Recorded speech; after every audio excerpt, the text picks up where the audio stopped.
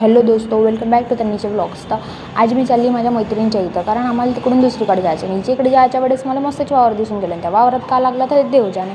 आणि ह्या रस्त्यावरून जाता जाता बाबा सारे देव आठवून गेले होते मला, कारण की हा बहुतच भयंकर रस्ता होता. इथून कशी गेली ते मला माहीत आहे. आणि मग काय म्हणते, तिच्या घरी गेल्यावर मस्त मॅगी खाऊन टाकली होती, कारण तिनं बनवली होती म्हणून. आणि मग त्याच्यानंतर आम्ही लागलो होतो तयारी करायसाठी. आणि त्याच्या पहिले आम्ही बहुत वेळपर्यंत टाईमपास केला होता. आणि मग आखरी टायमाला आम्ही लागलो तयारी करायला. आणि इथं बाबा हे पोरगी तेवढी डिस्टर्ब करता मला इथं, तुम्हाला का सांगू. आणि मला एक गोष्ट समजत नाही की मी स्वतःला पाहू थकत काऊन नाही, म्हणून मी एवढी चांगली दिसत बी नाही पण तरी बी थकत नाही. आणि हे पोरगी माहीत नाही काऊन नाराज आहे, कारण किलीच्या फेवरेटवाला टॉप नाही भेटला होता म्हणून.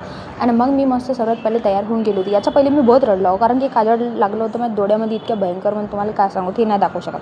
आणि मग तयारी केल्याच्यानंतर मी तिच्या एवढी उतरली की त्याची काही हद नाही, कारण हिच्या घरचा व्ह्यू बहुतच मस्त होता. नंतर मग आम्ही निघालो होतो आमच्या मैत्रिणीच्या इथं, कारण की तिच्या बहिणीचा होता 7वा महिना. आणि तिथं पोहोचलो आम्ही, इतकं भीड होती रे बाबा तिथं का सांगू म्हणून.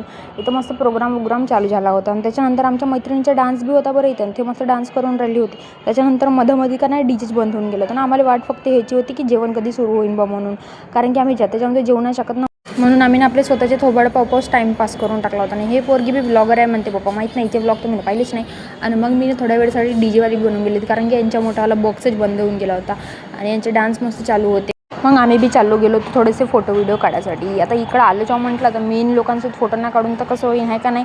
मग आम्ही जे मेन पोस्ट होते ते बी मारून टाकले. आणि फायनली आम्ही लागलो जेवण करायसाठी. आणि हे पोरगी ह्या भाऊला रिश्वत देत होती की आम्हाला 2 गुलाबजामुन जास्त देजो म्हणून, पण हिची रिश्वत कामयाब नाही चालली. चला आजसाठी एवढंच आहे, भेटूया नेक्स्ट ब्लॉगमध्ये. Bye bye.